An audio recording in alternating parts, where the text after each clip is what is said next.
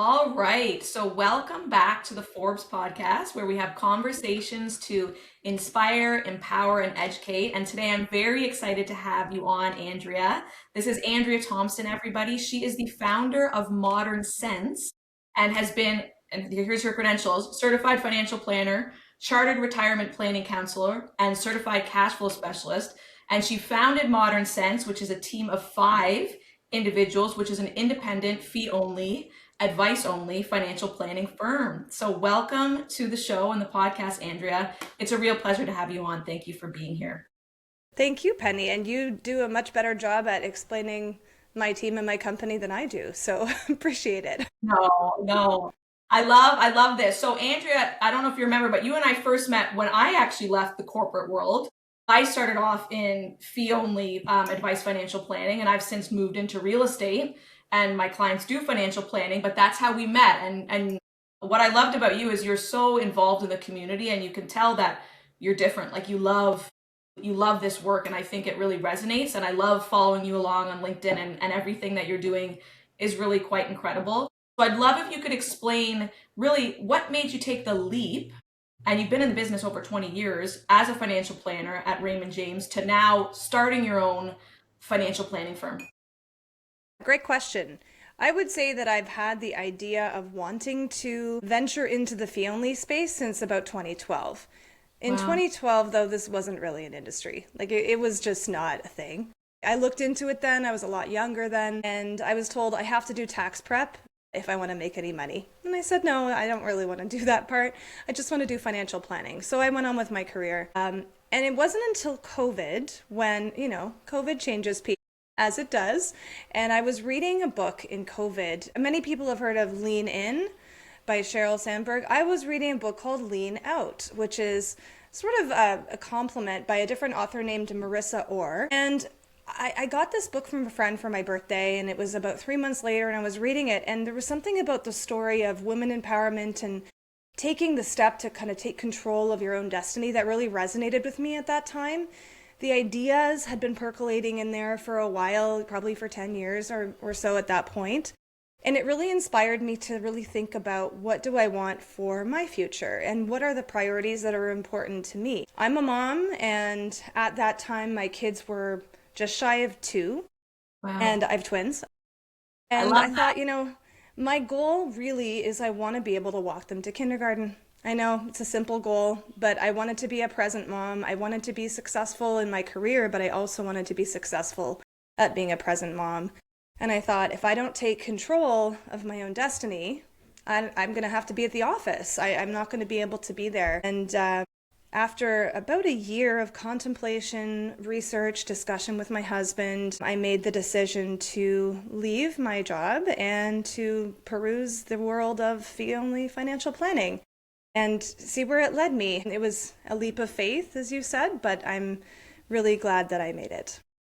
That's incredible. And it's not easy to do that, which, as you can see, I think sometimes people think it's overnight, but you've been thinking about this for years and years and years. So congratulations on taking that leap and now growing to a team of 5. Yeah, thanks. And being a present mom, which it's not easy, right? It's really not easy to do it all, but you make it look easy. And I know I'm sure some days are very hard, but how rewarding is that you can do it, what you want to do in your way. For all of us moms, because you're a mom too, my son's actually sitting outside the door right now. He's sick. He's got his tablet with him. And that's what being a mom's about. You got to juggle all the things at the same time. So I don't know if you know the Paso Doble. It's a dance. It's a type of ballroom dance. So it's akin to the duck. So when a duck is swimming on water, underneath the water, its legs are paddling like this. And on top, it's moving along very smoothly. That's my life. So I think we're all doing that a little bit, where you see me as, oh, I've got it all together. No, I'm doing the Paso Doble over here. I'm doing the best that I can. Which is, before we started, I said the same thing. So Andrea has her son homesick and I have my daughter homesick. So this is, mom/business owner life at its finest, which is how it works for all of us, right? Which is amazing. So you've coined the term adaptive financial planning. Can you explain to us what that means, what your approach is for clients? Sure. So I've been in financial planning and a practicing certified financial planner for most of my career. I got my CFP in 2007. We are taught to do things a certain way. As financial planners, we're taught to create a plan. And I've created plans for many, many years, and I really found that there was something missing in the process of creating a plan. If you've ever had a plan created for you, you might know what I'm talking about. But a plan is typically a big report, and it's got a lot of information in it, a lot of recommendations, and a long to-do list at the end. I find that this is a very challenging task to give to any client, to take this financial plan and be successful at implementing it. And part of our job as financial planners is helping with implementation of our recommendations. And I always found that there was a bit of a gap there unless we had continuous relationships with the client to ensure that this was being done. So when I started doing advice-only planning, I realized I don't want to have transactional relationships, but I want to help my clients be successful at the doing of the planning, not just of the preparing and the creation of the blueprint and all of that. I want them to actually follow through with things. I want them to feel like they are one step forward instead of, okay, I've got this information, I'm going to go put it on the console over there and I'll get to doing it when I have time. Most people are really busy and we don't have time to pick up a report and look at 20 tasks and accomplish them. It's overwhelming, it's not successful from a behavioral finance standpoint, and it can often lead to feelings of shame or guilt that things haven't been done, and therefore people just don't follow through. So I wanted to coin the term adaptive financial planning to show people that planning is ongoing. Planning is not a noun. Planning is a verb. Planning is something that you're always doing. It's not something you do once and then it sits there and then you do it and that's it. It's ongoing, and that's because we are all living human beings and our lives are ongoing. Things change all the time. We have to be adaptive with what we're doing in our planning as we have to be adaptive in our own lives. So I don't believe in the one and done plan as a theory. I believe in working with a client little bit by little bit and developing strategies and baselines for being successful, and then adapting those strategies as their lives move forward. That's what I mean by adaptive financial planning. Hopefully that answers your question. That's an incredible way to think of it, because it's true. If people haven't done planning before, and I used to be in the financial, right, I used to do a ton of financial plans as well. It can be overwhelming when people have let it go. And then you're right, it does lead to shame because people feel bad that they haven't done it and they know it's important. But when there's so many terms and verbiages and things thrown at them, then people can shut down, rightfully so. So I love that term that you've used. So at Modern Sense, what does your typical client look like? And could you share a success story or what the process is like for our listeners so they sort of have an idea? Sure. The process is different depending on what kind of client relationship I have, and that we have several different service models, which I won't get into now. But generally, we work with clients, I would say, of varying age ranges. It does skew to a bit of a younger demographic, and I think that's really based on comfort with working digitally and working virtually. We are a 100% virtual firm, so the client has to be comfortable with doing everything in digital form and meeting on Zoom like we do. And I think since COVID, that's actually been a lot easier for a lot of people to wrap their heads around. But I think there are some people who are still perhaps a bit skeptical of sharing secure documentation and some of those privacy and security concerns as well that they might have over working virtually instead of bringing in statements or, meeting in person. So it does tend to skew a little bit younger. I think that's one reason. And then the second reason is a lot more younger people, and this is just generalizing here, are self-managing their investments. So they are not looking for the traditional financial advisor relationship. They're comfortable either being a DIY investor or using a robo platform. And they're really looking for the financial planning support and advice to go along with that. So that's kind of the demographic that tends to find us. I think that's great. And I think that's what I thought too. So it makes sense, right? Someone who's managing their own portfolio and wants an independent opinion. And then also sometimes too, and I found in my role before, is sometimes people even have an advisor, but then they really just want someone else to make sure that they're on the right path, which makes sense, like an independent set of eyes, which I think is always great. Okay. So here's a question for you, because I thought now that I'm in real estate and how we used to model real estate and financial plans. I'd love for you to explain, how do you model real estate when someone's looking at a financial plan and looking at it as, a lifestyle choice versus an investment, and sort of the tax implications around that? Could you explain that? For sure. And it's such an interesting time to be asking this question, right? Based on if you asked me this 5 years ago versus now. And I've been listening to some interesting real estate podcasts lately too. So this question is very relevant and timely. Generally, I have always just used a rate of inflation that FB Canada puts out in their standards guidelines every year to model out real estate growth. And that currently is 2.1%. I do not like to assume that there is going to be any rate of return associated, whether it be a principal residence, a rental property, a cottage, you name it.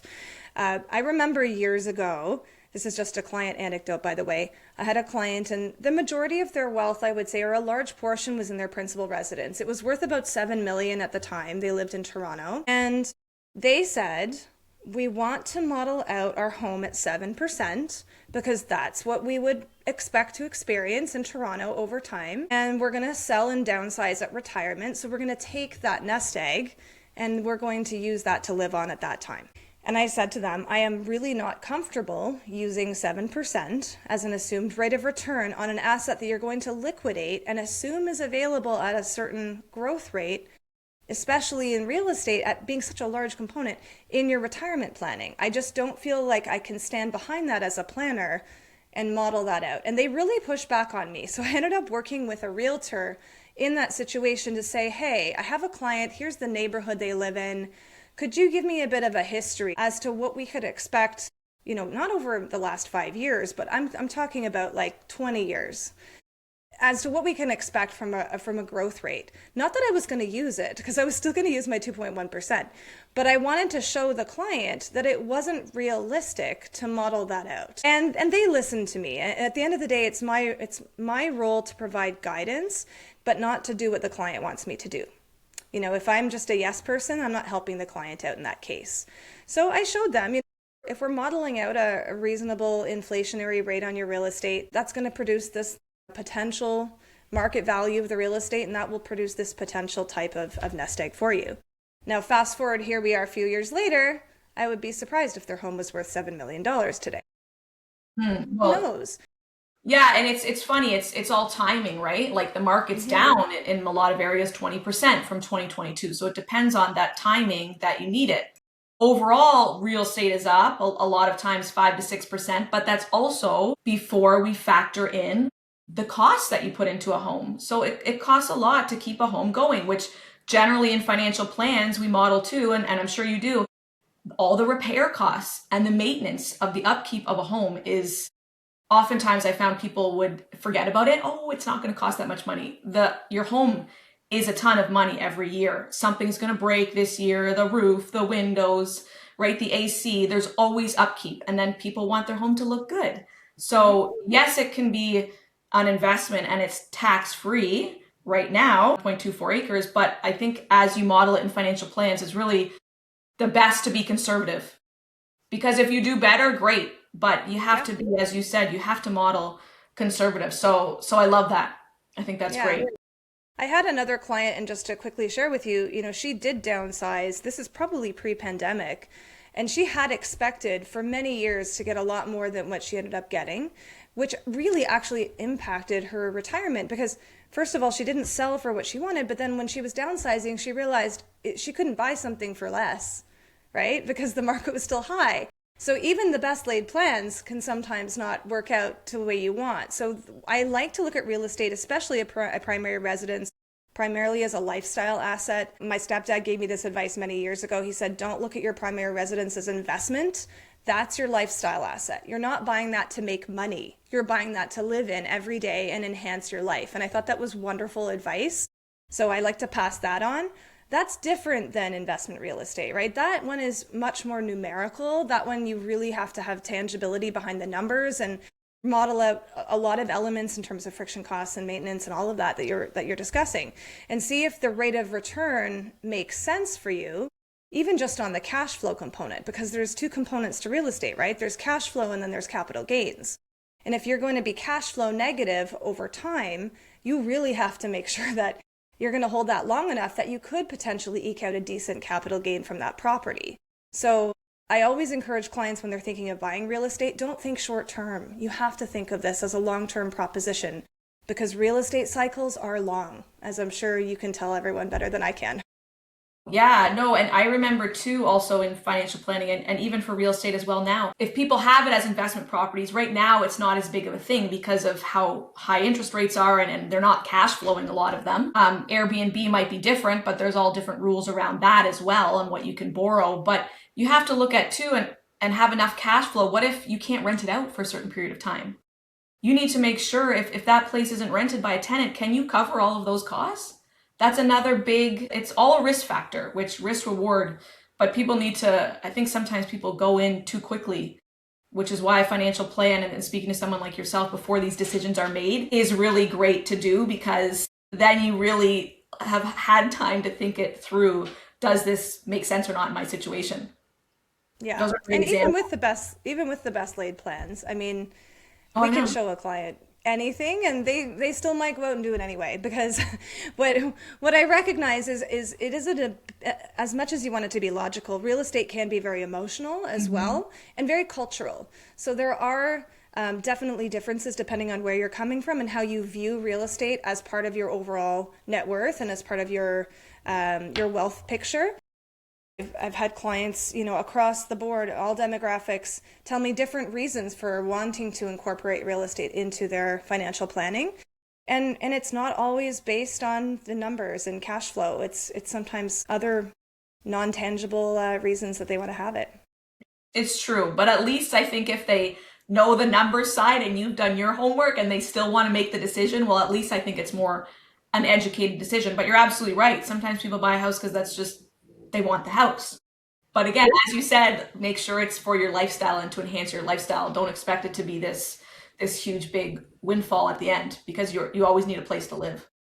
For sure. And I think that part of the problem, and I'll tell you this just from talking to so many clients, is that the prior generation has had such success with real estate, right? And just think about when they purchased homes, how long they've had those homes. They probably bought it for a couple $100,000. Now they're turning it over for several million. And that narrative and that guidance coming from the prior generation that real estate is going to be the windfall that everyone's looking for, it doesn't apply today. Really, it doesn't. At least I don't think it does. But that's why there's so much pressure, I think, generationally for younger individuals to get into real estate because their parents were so successful with that strategy. But it doesn't mean that they're going to be successful. And we really have to look at where we're at today and look at all the numbers, like you said, and be realistic with cash flow before we make those types of decisions and not just listen to our parents are pressuring us to buy something because they did really well. That's excellent advice. And it's true because unfortunately, wages haven't kept up, right? Our house prices have gone through the roof, but wages haven't gone the same pace. So it's a lot more difficult for someone to enter the market than it was in our parents' generation. So it really, as you said, it's just not the same. It's not the same playing field. So there are different strategies that are evolving, which I think is great. So here's another question for you. With being in the business over 20 years and working with business owners, families, cross-border, what would you say do you see are kind of the patterns and habits that have made people consistently build the most lasting wealth? That's a really good question. That made people be successful at building wealth. I think number one is understanding your day-to-day money management. So having awareness as to where your dollars and cents go day to day. This is just boring, income in, income out. Helps you make such better educated decisions as to what types of spending decisions you're going to make going forward, what kind of investments you can make going forward. And it gives you a good sense of control over what's happening versus lack of awareness in that's what we call financial management category can lead to decisions that perhaps are not the best outcome for long-term wealth building. Maybe you're not understanding the cash flow component of it, which really does support every single day what we do, what we spend, what we eat, all of that stuff. So understanding cash flow, number one. And that doesn't mean budgeting, by the way. I actually don't like budgeting. I hate that word. That word is so restrictive, but awareness. So there's a lot of great tools and apps out there that can help individuals become more aware of just what's happening. I use one with my clients called Monarch Money. Okay. I think it's fantastic. It will aggregate, if you're comfortable, all of your credit cards, bank accounts, investment accounts, etc., and give you a good picture as to what's happening as you go. So you don't have to manually track these things. And then I encourage clients to do like a monthly review, and it actually gives you a monthly review in the app too, as to what's been happening with cash flow and expenses, and you can start to see trends and patterns over time. Having that type of granularity and awareness helps us to create really, really solid tax and savings plans for clients, which then lead to long-term wealth creation. So having the good foundation around understanding what's available, what's comfortable for someone, and then where those resources go at the end of the day, what are the instruments or products or tools that they use to build wealth, that's like the last step, right? What I reference is, if you're going to build a house, you're not starting by picking which nails you're going to use to nail the floorboards down, right? You're going to start with the blueprint, and you're going to start by understanding how much cost it is per square foot. But you're not going to start with which fancy, hammer should I use? And that's what I reference to financial products these days. People are often very quick to jump to the products, which is the last thing you really need to consider before building the blueprint of the home. So there's a good real estate analogy for you there. And so I think that is the best thing that I have seen to really help build awareness around creating a long-term wealth plan. Certainly, some of the most successful clients, there is an element of luck in there. So we can't all say that, if we're not all going to be in the same spot. There are clients who've gotten really lucky with, let's say, employer stock, for example, that's worked out really well for them, or maybe they've had a windfall. It could be anything. But if we're just talking, what are things that we can control, which is really what we're talking about here, what are things that we can actively do and control, we have to start from the foundations. That's excellent. Now, would you say, this question's kind of the same, but do you find that there's a secret ingredient or something consistently that people are overlooking to help them reach financial independence? Financial independence is such a hot word these days. I love it, actually.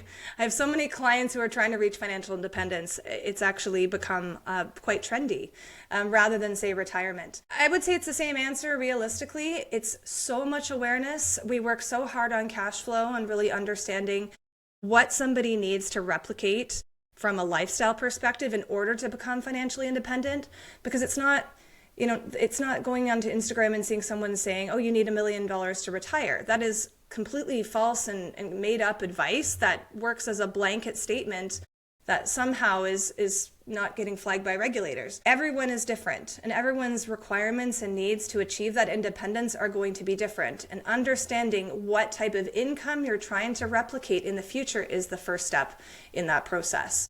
And then understanding, again, what are the timelines we're looking at? What is the sustainability of the income patterns that we need over which time frame?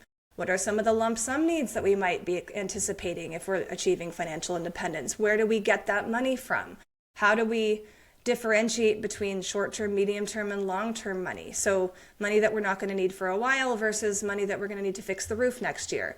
There's a lot of different elements to that, but it all starts with the foundation of understanding cash flow. That's amazing. Now, so financial independence versus retirement, do you find from your experience, are people wanting to retire, or are they wanting to be independent so that they can do what they want when they want? Like, what do you generally see from the clients that you're getting? The latter, for sure. And I think this is a total generational shift. Yeah. I am seeing a lot of people, let's just say around my vintage, overworked, overstressed, and not requiring in their minds that 65 target for retirement. They want to enjoy more time with their families too. They want to have more freedom to enjoy their money while they're young and healthy instead of waiting for some future date to do so. They're seeing people get sick earlier, right? They're seeing people live with illness and not be able to enjoy their money. And they want to, take the bull by the horns and start to enjoy it more while they still have perhaps children at home they want to enjoy their money with. So it's a shift of priorities that I've seen versus when I started in this industry, nobody was doing this. Nobody was talking about financial independence. That term didn't exist, let alone early retirement. I mean, everyone was still targeting the traditional 65. I would say it's quite rare now, unless the client is already in their 60s, that someone is targeting 65. It's just not, it doesn't really exist. Everyone wants to slow down. Yeah. And I think it speaks to the pace of our society that we feel like we have to always hurry up and be busy. And people are tired of that. They're getting sick. They're tired, you know? And it's becoming more socially acceptable to not accept that as the chosen path of life. And we all have to tell ourselves it's okay to want something different as well. It's great that you see that too, because I see that too. Well, I feel that way too. But sometimes I don't know if it's because of what I've been through. Like my mom passed away from cancer last year, and my boss also passed away from cancer. So I've seen it firsthand, and I have friends my age who are sick. So as you said, I think, and sometimes I didn't know if it's just me, but as you're saying, a lot of people feel the same way. People aren't living as long. Some people are. No, some people are living longer, but we don't know when that time is. So I do appreciate, and I actually love that people are wanting to enjoy their money while they and experiences while they can. I was reading a book, Die with Zero. Have you read that one? Of course. And he talks about, now I don't necessarily agree with everything, but I love how he says, you retire on your memories, which is true. Like sometimes if you're waiting till 65, 70, some of those trips you want to take, you actually might not be in the physical health to be able to take those trips, which is unfortunate. So I think it's great if people can try to do all of those things now while saving for their future and achieving financial independence, and maybe they can do some side hustles that they like. For sure. The future is now. I mean, that's really what I'm seeing. Yeah. I've had clients say, I don't mind sacrificing in quote unquote retirement because I don't want to wait till then to do the things with, my 8-year-old daughter or my 13-year-old son. Like, I want to enjoy my money with them while I can and create those memories and experiences. And I think we're much more of an experience culture now than we ever were, and valuing time together and valuing those memories, as you said. Die with Zero is a great book. I've had so many clients read it and reference it. I think the general concept works really well for those who don't have heirs or anyone they want to pass money on to. But the concepts are all totally fundamentally, I think applicable to all of us, in that let's not leave our estate really wealthy, but let's leave our memories really wealthy. You couldn't have said that better. That's beautiful. And I agree. And sometimes when people leave too large of estates and the children know it, then you're not setting them up for success, right? You want to teach them how to do the same thing themselves versus leaving them this money and then, what is it, the third generation spends it all, right? It's usually gone. Exactly. The first generation builds, the second grows, the third spends, something like that. I mean, I had a client a couple years ago, and her goal was $25 million estate. That was the goal. Okay, all right, let's wrap our brains around that one for a second. And then the next year she developed stage 4 pancreatic cancer. And it's going back to that idea of, what are we valuing? Like, what is the value in leaving the estate? Was that so that their children could enjoy a certain lifestyle? Was that ego? Was that a desire to grow money over anything else? To be able to, keep up with the Joneses? And when I had that happen, it really, really struck a chord with me, in that, to be honest with you, I don't want to help make wealthy people very wealthy. That's not my goal in life. I really want to be able to work with clients who have, let's say, ambitions to retire comfortably at an earlier age, or spend more time with their kids, or who don't have a level of wealth to work with an advisor who's going to grow their assets to $25 million. I mean, there's nothing wrong with that being a goal, but it was hard for me to resonate with that goal. Let's just say that. Right. I'm sorry to hear that. That's difficult, but that brought to my mind, and what I'm always telling my clients, which is why I like them to do financial plans, because I think it's so important. Most people don't think about life insurance. They don't think about disability insurance. They don't think about critical illness insurance, or unfortunately wills, until it's too late. Mm-hmm.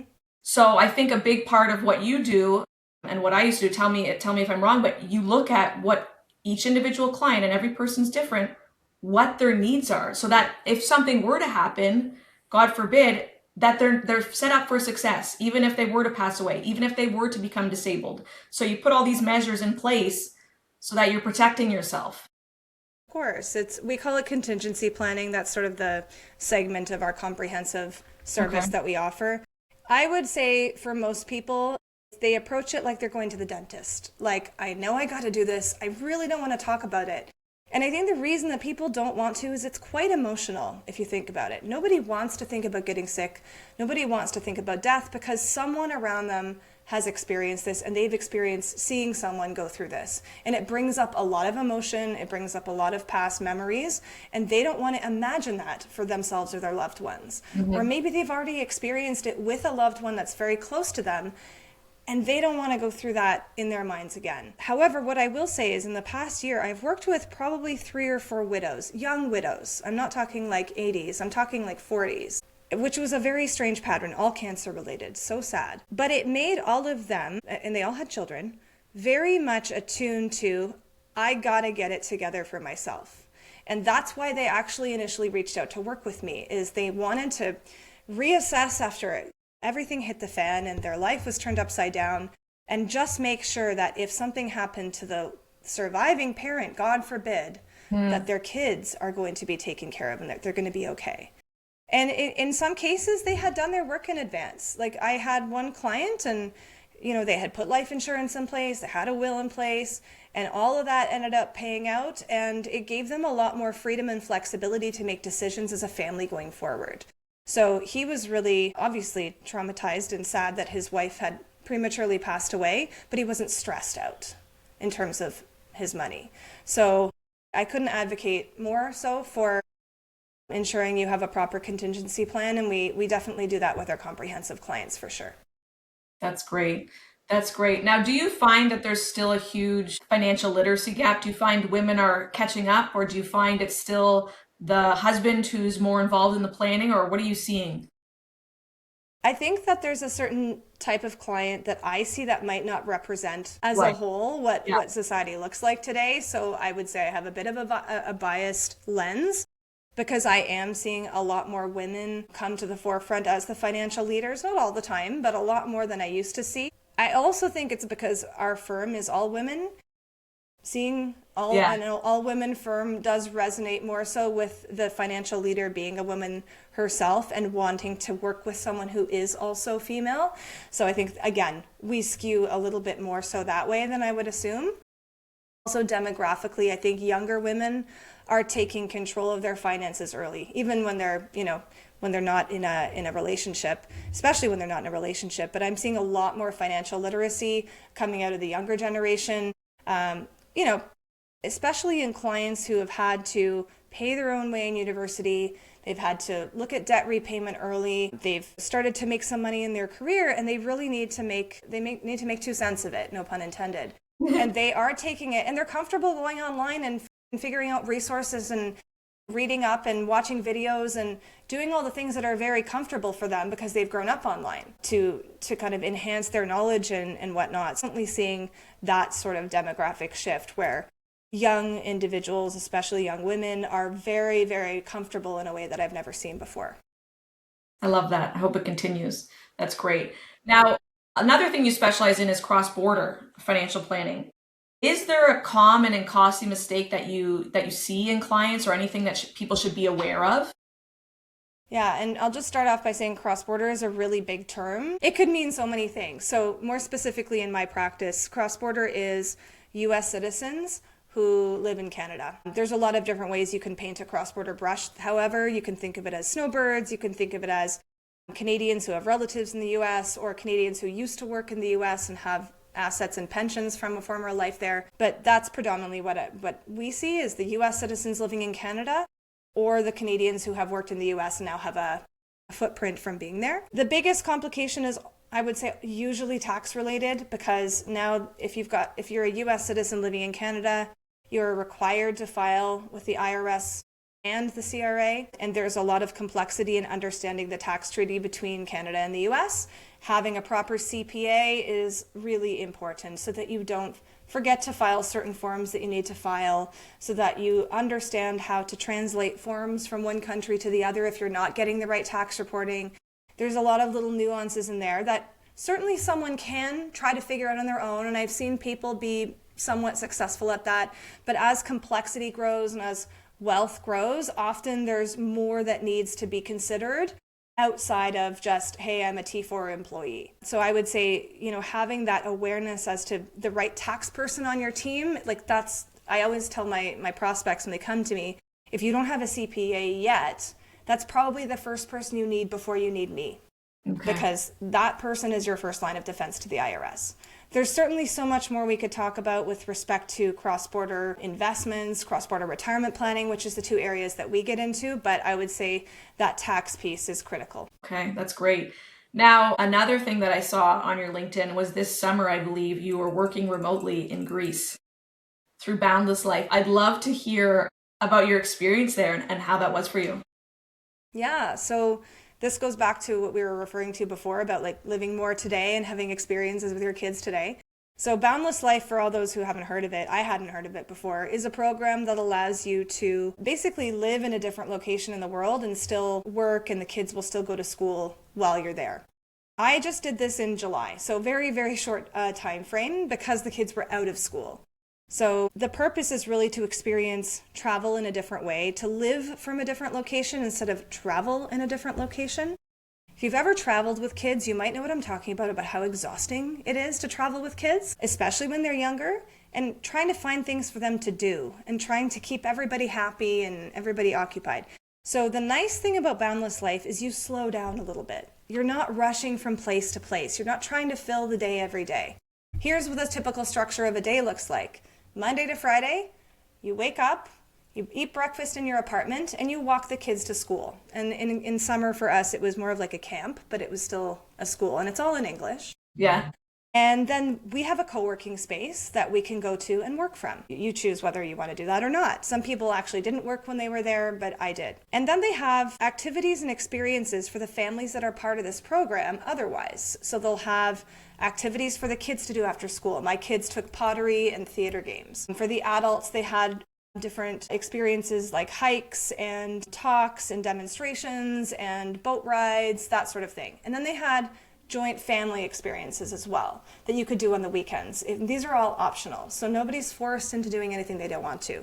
But the idea is that you're able to kind of be there, get to know where you are, do it at a slow pace, and still incorporate your regular life into it, which if you've ever been on vacation as a working person, it's very stressful to come back from vacation because your inbox is massive. Yeah.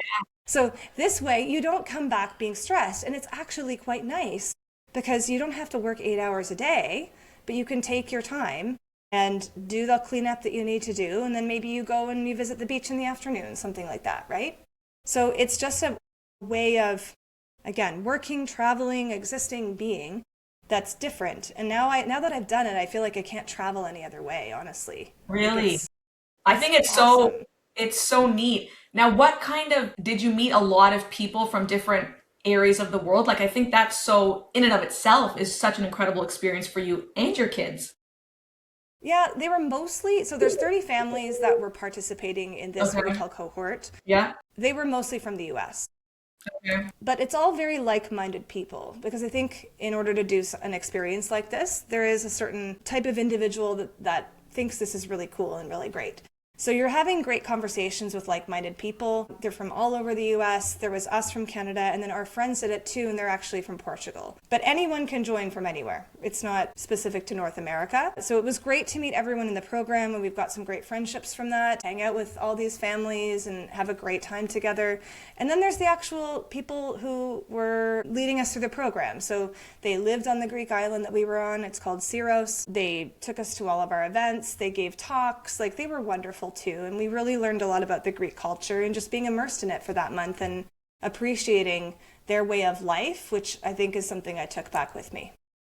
That's beautiful. What a way to travel. I think that's great. And I think every parent who has a child can relate. Most times you need a vacation after the vacation. Totally. Yeah. Right? And we came back and I was like, we're good. It's not That's stressful. beautiful. Now, that being said, this can't be for everyone, right? Like, and I recognize how lucky, really, that we are, that we're in the position that, I can, because I work remotely, I can work remotely from anywhere. And I recognize that not everybody can. So it does come from a position of being aware that this isn't accessible for everyone. So I just want to put that out there too. Beautiful. Now, Andrea, is there any last, piece of advice that you'd like to leave for the audience before we wrap up? I think what's really been great about the conversation today is we sort of touched on this sort of through thread, is that, yes, this thread through our conversation around prioritizing the today instead of deferring to the tomorrow, going back to starting Modern Sense and not wanting to kick the ball down the field too far in terms of starting my own business, and then working with clients who are really looking to maximize their time with their families, and going through that myself. I really just think that examining why you're doing what you're doing, and if there's a better way or a different way that you could be doing it, give yourself permission to do that. It's okay to think outside the box. I think we're all trained to be in the box a little too much. And I think we all need to give ourselves permission that it's okay to maybe do things a little bit differently, and that it might feel scary because it's the path less trodden, but there can be so much beauty on the outside of that. Nice. Thank you, Andrea. Thank you so much for giving us of your time. You're so knowledgeable, and what you're doing for your clients is incredible. I think it's a great thing to enjoy and live for the today, but also to plan for the tomorrow. So I'll link up all of your contact information in our show notes if any of our audience would like to reach out to Andrea. And again, thank you so much for your time. I hope that your son is feeling better. Thank you. Wishing you all the best. Thank you again. Thanks so much for having me, Penny. Really appreciate the time today. Thank you. Okay, we'll talk soon.